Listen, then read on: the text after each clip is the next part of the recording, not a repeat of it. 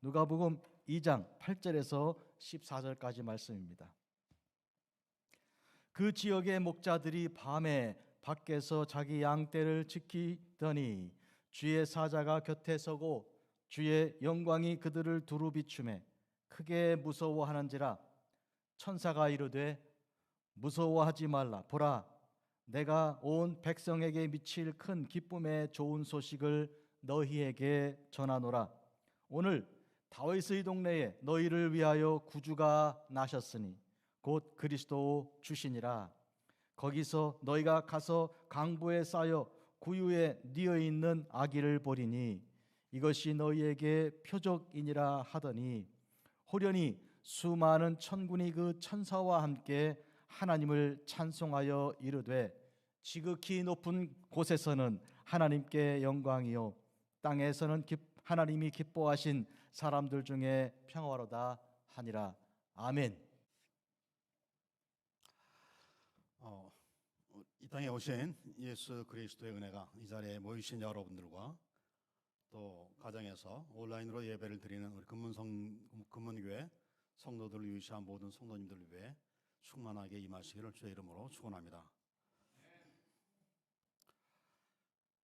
제가 지난번에 한국을 방문하면서 지하철을 탔는데 지하철에 젊은 청년들 몇 명이서 이렇게 두런두런 이야기를 주고받길래 그 이야기를 잠시 들었습니다.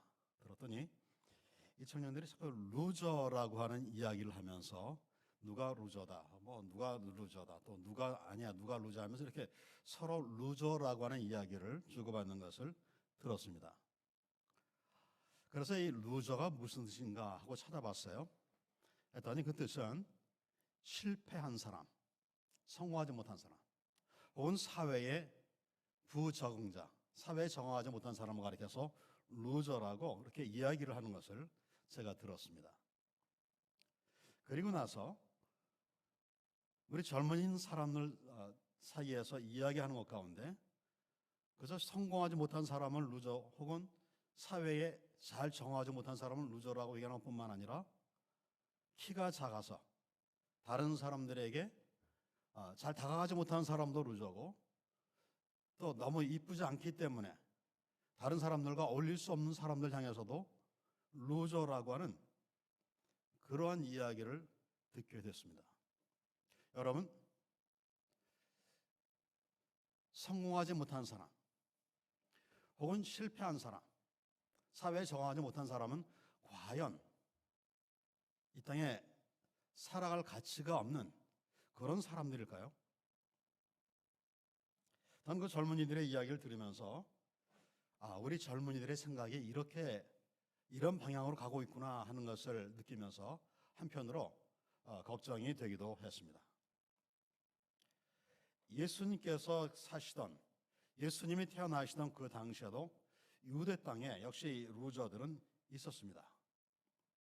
이 사람들은 돈도 없고, 그리고 요즘 우리가 흔히 얘기하는 스펙도 없고, 그리고 또 다른 사람들에게 내놓을 만한 어떤 떳떳한 것이 아무것도 없는 그런 사람들을 얘기하고 있는 겁니다. 우리가 어떻게 그 사람들을 알아볼 수 있을까요? 세례 요한이 예수님께서 오신다고 하는 이 소식을 들판에서 유대인들을 향해서 외쳤습니다. 그때 많은 유대인들이 세례 요한에게 나와서 이렇게 묻습니다. 선생님, 우리는 무엇을 하면서 어떻게 살아야 됩니까? 라고 묻습니다. 그때 세례 요한이 이렇게 대답을 해주죠. 그 사람들을 향해서 너희들 중에 옷을 2벌 가지고 있는 자가 있느냐? 없는 자에게 1벌을 나눠주라.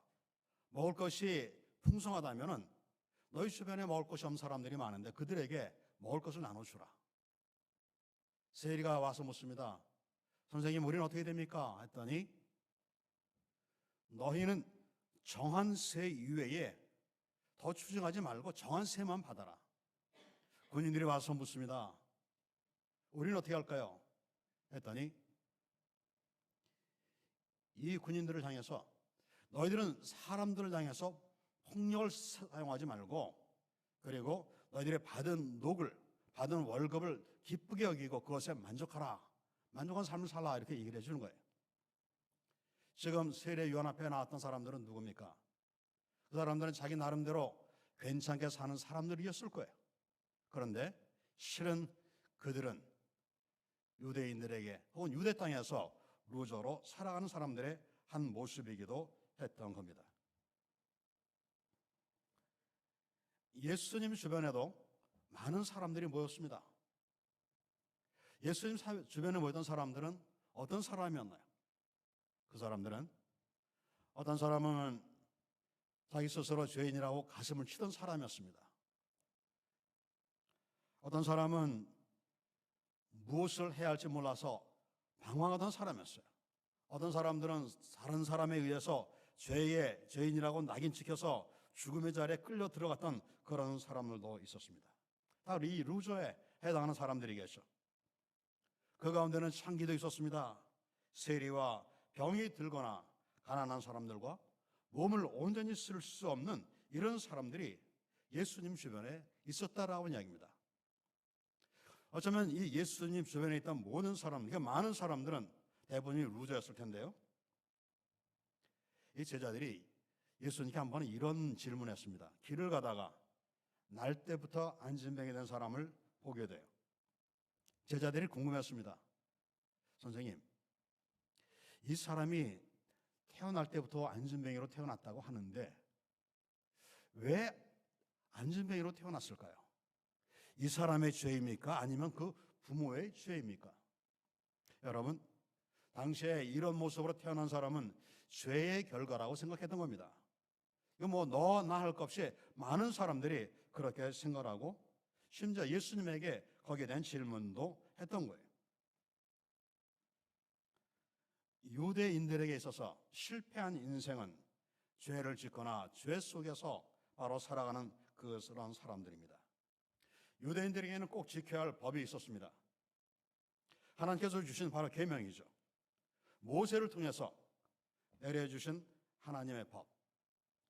하나님께서 주신 이 법은 목숨을 걸고 지켜야 하는 것들이었습니다. 이것을 지키면 의인이 되고 이것을 다 지키지 못하면 바로 죄인이 되는 겁니다. 즉 실패한 인생이 될 수밖에 없는 거예요. 이 땅에 수많은 사람들이 태어났다가 사라져 갔습니다. 그 많은 사람들이 왔다 갔지만 그 중에 하나님께서 주신 그 법을 온전히 지켰던 사람은 과연 몇 명이나 있었을까요? 누가 그 하나님의 법을 다 지키면서 살아왔습니까? 좀 죄송한 얘기입니다만 그 수많은 사람들 가운데 단 한 사람도 하나님의 법을 온전히 지키지 못했다라고 하는 사실입니다. 그러면 하나님은 왜 사람들이 지키지 못할 법을 우리에게 주셨습니까? 그 법을 주신 것은 너희들이 이 법을 지키고 살라가 아니라 내 자신들이 피조물임을 깨달아라 라고 의미해서 그 법을 주셨다는 것이에요. 그런데 그렇게 주신 이 법을 사람들은 지키기 위해서 수단과 방법을 가리지 않았습니다. 어저께 우리 목사님께서 말씀하시면서 미슈나와 미드라시에 대한 말씀 해주셨어요. 여러분 이 미드라와 미슈나에 보면 많은 내용이 있습니다. 방대한 내용이 있는데 그 내용 가운데 하나님의 법을 이렇게 지켜라 라고 하는 그 내용들이 거기 같이 포함되어 있는 것을 우리가 볼 수 있습니다. 유대인들은 하나님의 법을 지키기 위해서 어떤 노력을 하고 있습니까? 어떤 노력을 하고 있을까요? 궁금하지 않습니까? 여러분 제1계명은 무엇입니까? 나 외 다른 신을 두지 말라. 나 외 다른 신을 섬기지 말라요. 이거는 유대인들에게 뭐 철저하게 잘 지키는 겁니다. 뭐 누가 뭐 말하지 않아도 우상을 숭배하는 게 아니니까요. 두 번째는 무엇인가요? 너를 위해서 우상을 만들지 말라. 형상을 만들지 말라. 이것도 유대인이 잘 지켜요. 세 번째가 무엇입니까? 여호와의 이름을 망령되이 일컫지 말라. 자, 이 세 번째쯤 유대인들이 지키려고 하니까 이게 조금 만만치 않거든요. 여호와의 이름을 망령되이 일컫지 말라. 여호와라고 하는 이름을 함부로 부르지 말라. 이 얘기거든요. 이들이 이거 어떻게 지켰을까요? 여호와라고 하는 이름이 뭐 온 사방에 널려져 있는 것 아니에요? 성경을 펼치면 성경을 읽다 보면 여호와라고 하는 이름이 나옵니다. 여호와라고 하는 단어가 나와요. 그럼 이 사람들은 그 여호와라고 하는 단어를 어떻게 읽었을까요? 그들은 생각했습니다. 이 성경에 나오는 여호와라고 하는 이 이름을 내 입에 올리는 순간 나는 여호와 이름을 망령되이 일컫는 사람이 되는 거야. 여호와 이름을 망령되이 부르는 그런 죄를 짓는 거야 라고 생각하게 됐어요. 그걸 읽지 않았습니다. 여호와라고 하는 단어가 나면 그저 눈으로만 읽었어요. 그런데 나중에는 후대에 와서는 아도나이라고 하는 이름으로 대신 읽습니다. 그렇게 해서 이게 수백 년을 내려다 보니까는 여호와라고 하는 단어를 써놓고도 이게 뭐라고 읽어야 되는 거지? 음가를 잊어버릴 정도로 그렇게 이 사람들이 여호와 이름을 망령되이 부르지 않기 위해서 그런 노력을 했습니다. 이게 잘한 건지 잘못한 건지 모르겠어요. 그 본래의 의미는 잃어버린 채 형태와 모양만 따라서 이 율법을 지키는 사람들의 모습을 볼 수 있는 겁니다. 네 번째 계명이 무엇인가요? 안식일을 기억하여 그날을 거룩하게 지켜라. 그날은 내 집에 있는 모든 종들 너희 짐승까지도 일하는 거 다 멈추고 다 쉬어라. 왜? 여호와께서 창조를 마치고 쉬는 날이니까 너희도 쉬어라. 그 얘기입니다. 자, 이거 참 지키기가 만만치 않았거든요. 안식일을 지켜야 됩니다. 일상생활을 해야 되는 사람들이 안식일을 지키기 위해서 어떻게 지켜야 됩니까? 제가 목회하던 팜스프링 지역에 교회 장로님 한 분이 그 온천이 있는 곳에서 모텔을 경영하시던 분이 있었어요. 이분이 얘기를 하는데 그런 얘기를 해요. 목사님, 이 유대인들이 얼마나 지독한지 아십니까? 그런 얘기예요. 그게 무슨 얘기입니까? 했더니 겨울철이 되면 그 팜스프링 지역에 유대인들이 많이 옵니다. 그리고 온천에 와서 몇 달씩 지나다 가요. 이 사람들이 이곳에 와서 이렇게 지내게 된 이유는 이분들이 2차 세계대전 때에 독일로부터 피해를 입었기 때문에 독일 정부에서 그들을 보상해 주는 의미에서 겨울이 되면 이들을 따뜻한 지방에 보내서 지낼 수 있도록 돈을 보내주는 거예요. 그 돈을 받아가지고 이 사람들이 와서 한 달이고 두 달이고 머물다 갑니다. 그런데 장로님이 말씀이 근데 목사님 제가 금요일 저녁만 되면 얼마나 바쁜지 모릅니다. 그 얘기예요. 예? 그거 무슨 얘기입니까? 했더니 금요일 저녁만 되면은 유대인들이 잠자고 있는 방, 사용하는 그 방에는 들어가서 불을 일일이 다 꺼줘야 된다는 거예요. 방에 있는 불을 다 꺼줘야 됩니다. 아니 왜 자기들이 안 끄고요? 유대인들은 금요일 저녁에 안식일이 시작하는 그날 저녁이라도 이 스위치를 내려서 불을 끄게 되면 이건 일을 하는 거예요. 그래서 자기가 이 스위치를 내리면 안 되는 거예요. 그러니까는 일일이 그 오너가 가서 다 불을 다 꺼줘요. 이스라엘 여행을 했습니다. 호텔에 머무는데요. 평상시에는 그 엘리베이터를 운행할 때 내가 들어가서 몇 층 갑니다 하고 딱 누르면 이 엘리베이터 오르내려요. 금요일이 되면 엘리베이터가 자동으로 운행을 합니다. 1층에서 문이 착 열리면 들어가면요. 문이 쫙 닫히고 2층에 올라가서 문이 착 열려요. 2층에서 내릴 사람이 없어도 관계없습니다. 열려요. 다시 닫힙니다. 3층에 올라갑니다. 문이 열립니다. 내리고 문도 닫혀요. 사람이 손을 대지 않게 해놨어요. 왜? 그 엘리베이터를 눌러가지고 내가 몇 층 갑니다 라고 누르는 순간 이 사람은 안식일을 범하는 사람이 되어지는 겁니다. 자, 이렇게 안식일을 지키는 사람들인데 예수님께서 안식일에 회당 안에서 어떤 일 하셨나요? 손 마른 사람의 병을 고쳐주셨어요. 여러분, 이 유대인들의 입장에서 바리새인들의 입장에서 예수님의 이 행동은 어떤 겁니까? 안식일을 범한 사람이에요. 아니 안식일을 범한 사람이 어떻게 하나님의 아들이냐 하나님의 종이냐 하나님의 일을 할 수 있느냐. 그 일로 인해서 이 바리새인들로부터 얼마나 큰 미움을 예수님께서 받으시는 줄을 모릅니다. 이들이 안식일을 지키는 것 한 가지만 더 말씀드리고 넘어갈게요. 여러분 이렇게 촛불이 켜져 있어. 우리가 이 촛불을 끌려면 훅 하고 불면 돼요. 월요일부터 목요일까지 금요일 낮에까지는 내가 촛불을 불어서 끌 수가 있습니다. 저녁이 되면 안식일이 시작하면 촛불을 끌 때 어떻게 꺼야 돼요? 내가 하고 불면은 이건 일을 하는 게 돼요. 일이에요. 촛불 끄는 일을 한 거예요. 그래서 이 사람들은 무슨 얘기를 어떤 방법을 쓰냐면 촛불 앞에 가서 루하게 얘기를 합니다. 루하 하는 순간에 입김이 확 나가서 촛불이 꺼져버려요. 이거는 일하는 게 아니에요. 예, 나는 촛불을 끈 것이 아니라 루화라고 하는 말에 되는 거예요. 자, 이렇게 안식일을 지키기 위해서 애를 쓰는 사람들의 모습입니다. 유대 지방에 목자들이 있습니다. 이 사람들은 어떤 사람들입니까? 여러분, 목자하면 여러분들은 어떤 생각이 나십니까? 목자에 대한 어떠한 그 이미지네이션, 혹은 목자에 대한 여러분들의 어떤 상상, 여러분들이 가지고 있는 어떤 그 마음의 이런 것들이 어떻습니까? 아마 어딘가 모르게 따뜻하고 무언가 나를 보호해주고 무언가 모르게 나에게 친구와 같은 뭐 그런 느낌 받지 않습니까? 근데 과연 이 목자들은 어떤 사람이었을까요? 여러분, 이 유대 목자들은 참 고달픈 삶을 살아가는 사람들이었습니다. 이 사람들은 첫째, 성 안에 머물지 못했어요. 그리고 이 성 안에 들어가지 못하는 이유가 있었는데, 양이 뭐 한두 마리 정도 같으면 성 안으로 데리고 들어갈 수 있겠지만, 목자들이 양을 키울 때는 뭐 적게는 수십 마리에서 혹은 많게는 수백 마리의 양을 키우기 때문에 이 양을 데리고 성 안에 들어가면 성이 어떻게 되겠습니까? 여러분, 우리 도심 안에 돼지 키우는 그런 양돈장이 있습니까? 아니면 소를 키우는 어떤 목장이 있습니까? 없잖아요. 왜? 냄새나죠. 시끄럽죠. 그리고 거기다 먹이를 주려면 얼마나 많은 수고와 애를 써야 됩니까? 그러니까 성 안에 양을 데려 들어갈 수 없는 거예요. 그래서 이들은 성 안에 머물지 못하고 들판에, 성 밖에 나가서 머물게 되어집니다.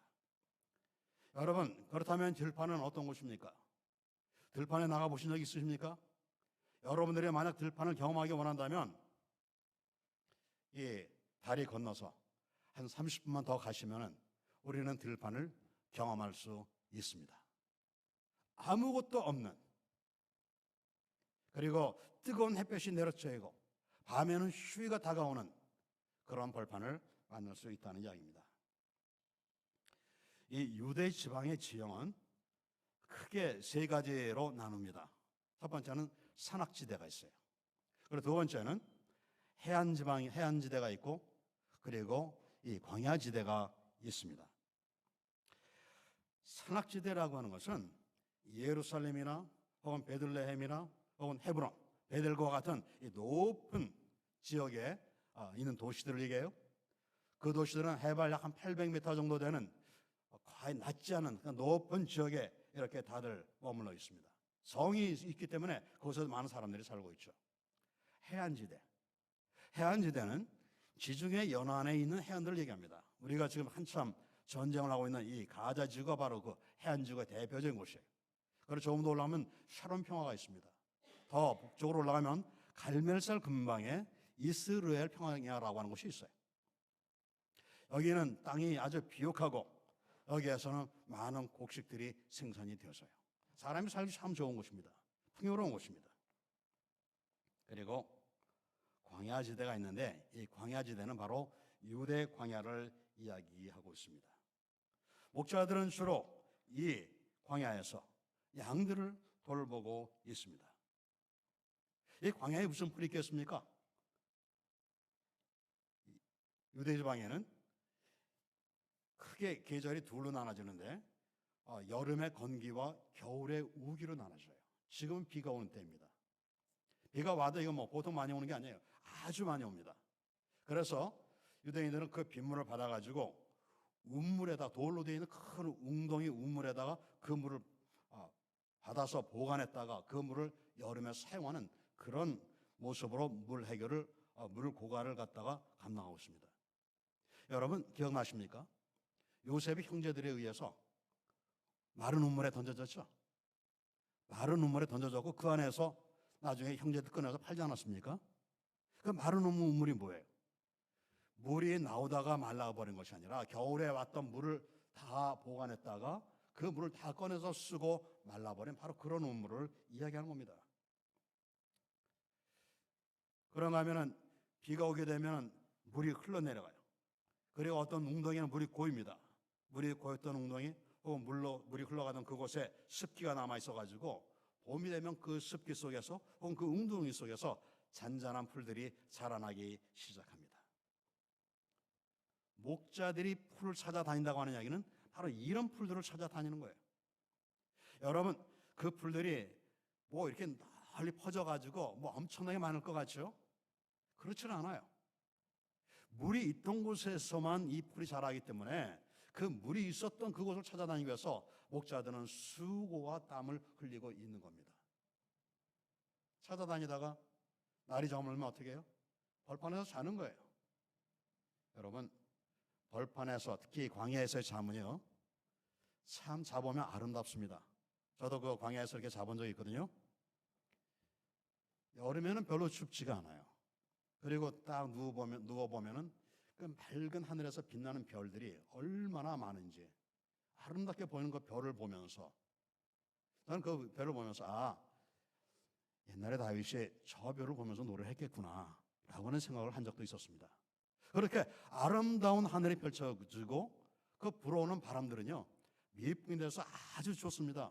그래서 잠은 잘 잘 수가 있어요. 그런가 하면은 한여름은 그렇지만 다른 계절은 아주 춥습니다. 여러분, 여기서도 광야에 나가면요 이 들판에서 나가 보면은 낮에는 따뜻한데 밤이 되면 추운 것을 경험할 수 있게 되었어요. 양을 치는 목자들은 자기 일에 아주 충실한 사람들이었습니다. 사무엘서 22장 19절에 이렇게 말씀하고 있습니다.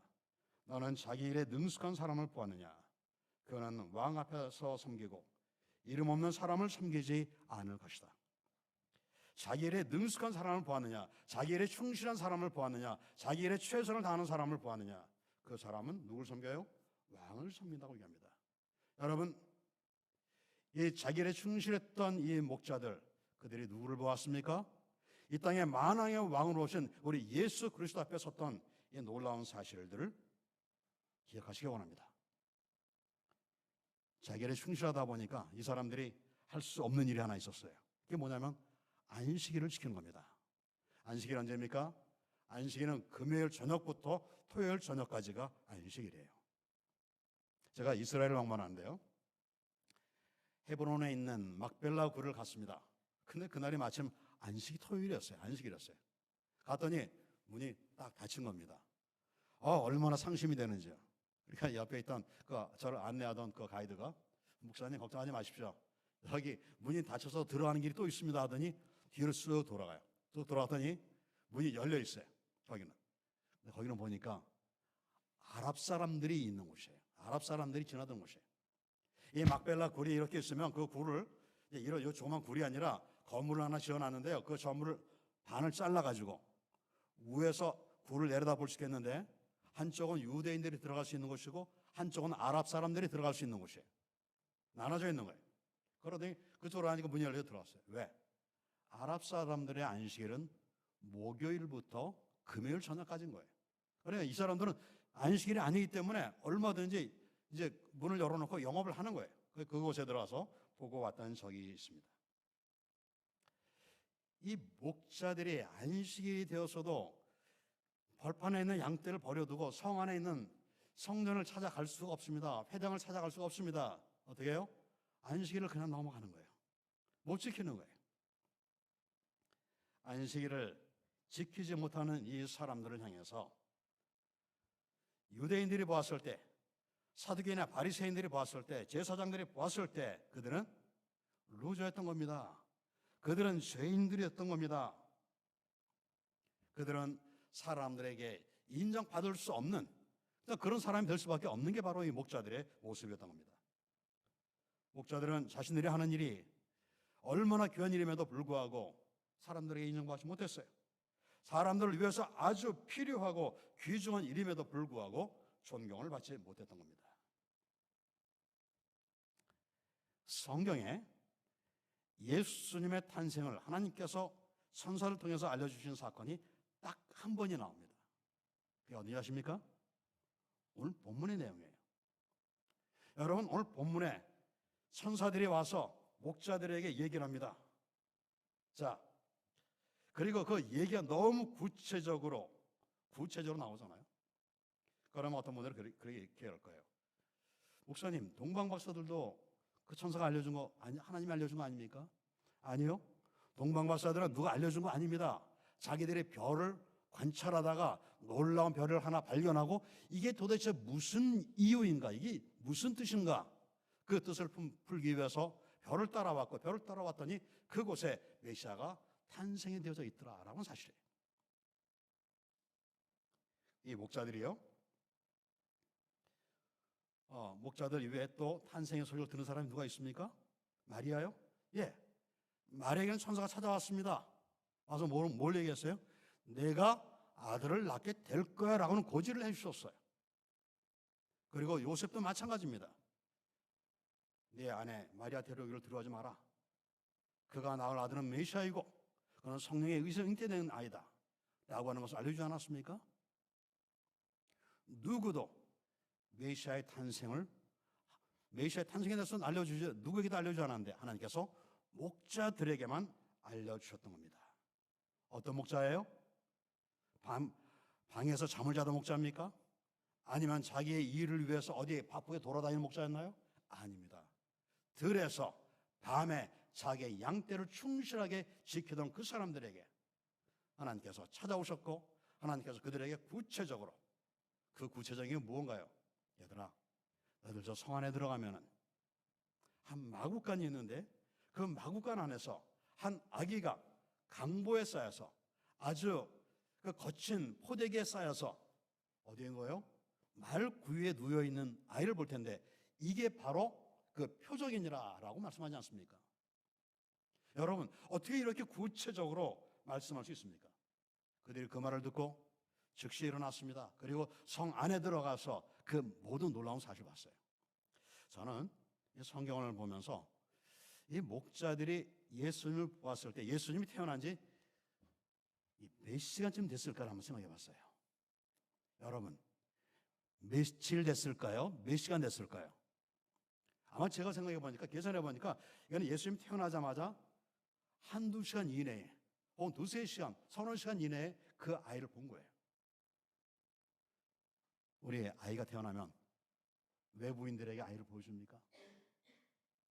여러분의 손주들, 우리 손주가 태어났을 때도요, 그 손주를 할아버지니까는 들어갈 수 있게 해주더라고요. 근데 외부인들이 오나요? 제가 목회하면서도 성도들의 가정에 아이가 탄생합니다. 그러면 제가 그 축복하기 위해서 신방을 가는데요, 금방 가지 못해요. 적어도 3, 7이 지나야 갑니다. 한 20일 정도 지나야 이제 겨우 아이를 보러 가서 보고 축복 기도를 해줘요. 그런데 이 목자들은 지금 어때요? 3, 7이 아니라 3시간인지 2시간인지 알 수 없지만 그 즉시에 예수님을 보았다는 이야기예요. 아직 예수님의 몸에서 핏기도 사라지지 않은 그런 생명을 본 겁니다. 얼마나 놀라운 은혜입니까? 얼마나 놀라운 경험일까요? 이 목자들은 이 아이를 보면서 천사들이 들려줬던 그 이야기를 기억하고 있었을 겁니다. 그리고 또 이 목자들이 한평생 살아가면서 그날 밤에 봤던 그 광경, 그 밤에 자기들에게 들려주었던 천사들의 그 이야기, 이 모든 것을 통해서 얼마나 행복한 삶을 살았을까. 여러분, 온 유대인들은 메시아를 기다린다는 사람들이었습니다. 메시아가 온다는 사실을 알고 있었어요. 그러니까 동방박사들이 예루살렘에 헤롯 왕을 찾아갔더니 헤롯 왕에게 이스라엘에 나실 왕이 어디서 태어났습니까? 라고 물었더니 성경학자들이 와서 뭐라 그래요? 베들레헴입니다. 성경에 이렇게 쓰였습니다. 다 가르쳐 줬잖아요. 다 기다리고 있었다는 이야기예요. 그럼에도 그 누구도 진실로 정말 전심으로 해서 메시아를 기다리지 않고 있었다는 겁니다. 그들은 자기에게 필요한 메시아, 자기들을 이제 모든 분쟁 속에서, 자기들 가난과 굶주림 속에서, 혹은 로마의 압제 속에서 자신들을 구해줄 메시아를 기다리고 있었지 하나님께서 보내주실 그 메시아를 기다리지 않았다는 사실입니다. 오늘 목자들에게 들려줬던 이 놀라운 소식을 다시 한번 들어보십시오. 무서워하지 말라. 내가 온 백성에게 미칠 큰 기쁨의 좋은 소식을 너에게 전하노라. 오늘 다윗의 동네에 너희를 위하여 구주가 나셨으니 곧 그리스도 메시아 주시니라. 너희가 가서 강보에 쌓여 구유에 누워있는 아기를 보리니 이것이 너희에게 표적이라. 자, 이 소식을 천사들 몇 명이 속닥속닥 거는 것이 아니라 천군이, 하늘의 군대가 함께 동원이 되어서 이 목자들에게 전해주고 있습니다. 그리고 지극히 높은 곳에서는 하나님께 영광이요, 땅에서는 하나님이 기뻐하신 사람들 중에 평화로다, 이렇게 얘기를 하고 있어요. 땅에 있는 모든 사람들에게 평화가 주어진 것이 아니라 하나님이 기뻐하시는 사람, 하나님을 기쁘시게 하는 사람, 하나님과 관계가 있는 사람, 하나님을 의지하고 하나님을 신뢰하고 믿고 따라하는 그 사람에게 평화가 있다라고 하는 이 사실을 확실하게 전해주고 있습니다. 성도 여러분, 평화의 왕으로 오시는 우리 주님께서 오늘 저와 여러분들을 찾아오셨습니다. 오늘 우리들을 찾아오셨어요. 앞으로 오실 주님도 하나님께서 기뻐하시는, 또 하나님을 기쁘시게 하는 삶을 살아가는 우리에게 찾아와 주실 줄로 믿습니다. 심판의 주로 다시 오실 주님을 기다리면서 하나님을 기뻐하는 사람이 되기 위해서 오늘 우리의 삶을 헌신할 수 있게 되어지기를 소원합니다. 우리의 하나님을 향한 우리의 헌신이 넘쳐서 우리가 하나님이 기뻐하시는 사람이 되었을 때 하나님의 사랑과 자비가 임하게 되어질 겁니다. 나아가서 우리 새해는 하나님의 사랑이 우리를 살린 것 같이 이제 우리의 사랑을 통해서 우리 주변에 힘들고 우리 주변에 어렵고 우리 주변에 고통받고 있는 모든 이들이 위로와 샘을 얻는 역사가 나타나게 되어지기를 주의 이름으로 축원합니다. 기도하시겠습니다. 자비하신 주님, 메시아의 탄생의 소식을 저희들에게 전해주신 것을 감사드리옵나이다.